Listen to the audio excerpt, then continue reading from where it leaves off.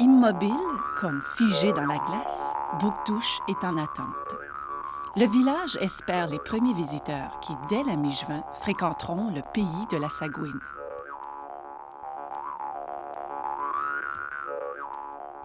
Un site historique, avec une aire d'accueil située sur la terre ferme, et son île aux puces, peuplée des personnages légendaires sortis de l'imagination fertile d'Antonine Maillet. Entourée de Gapi, de la Sainte et de Sullivan, Viola Légère incarnera dans ce décor, tout au long de l'été, la célèbre Sagouine. Une aventure inédite pour cette merveilleuse comédienne. Bon, ben disons, au pays de la Sagouine, c'est très, très, très unique et spécial cet été. C'est tout à fait un défi pour moi comme comédienne, dans le sens que la Sagouine va être dans sa maison, live. On n'a pas le spectacle formel cet été. Le spectacle qu'on voit dans les différents endroits, il reste quand on va à une soirée de théâtre, ce n'est pas du théâtre comme ça va être du théâtre live. Alors, je dis live, en direct, je ne sais pas comment appeler ça, là, mais vive. À d'autres mots, la Sagouine va être dans sa maison. Pas toute la journée, je ne pourrais vraiment pas faire ça, mais à certaines heures très précises, elle va être là, puis c'est hâte. On planifie maintenant, mais c'est tout de l'inconnu. On ne sait pas du tout ce qui va arriver. Mais disons que je suis dans ma maison pendant 2 heures. Bon, alors moi, quand je me prépare, je me dis, tiens, bon, on va dire c'est la saison des bleuets, mois d'août.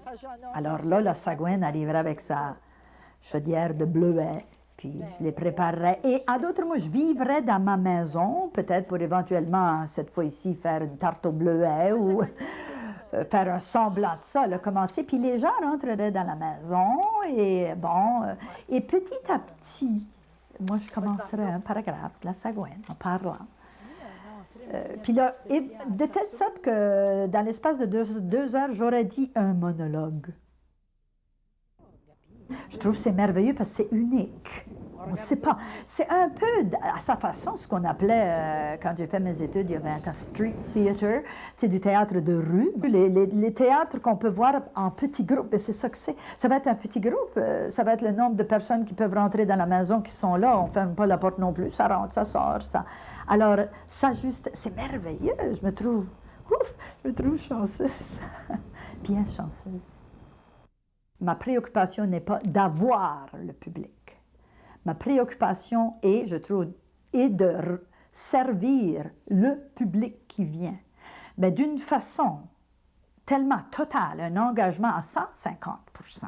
100, c'est pas assez pour moi. Je sais que je devrais peut-être rien que faire 100, mais je fais 150, c'est tout. Et ensuite, si le public est content, que ce soit pour le Sagouine, n'importe qui, ils vont revenir. Alors ici, c'est différent. Je vais faire la même chose dans de l'inconnu. Il faudra peut-être ajuster nos flûtes au cours de l'été, je ne le sais pas, là. On dirait que le destin me dessine des choses toute ma vie, continuellement, et ça continue. Ça l'a fait à 20 ans, ça l'a fait à 30 ans avec Grand Saut, à 40 ans avec la Sagouine qui passe, à 50 ans avec la compagnie, 55, elle reste, puis là, c'est maintenant l'enseignement et le pays de la Sagouine, ce nouveau-là, qui va m'amener, je suis une des chanceuses, j'ai commencé un personnage plus jeune que le personnage. Alors, tranquillement, pas vite, j'y arrive.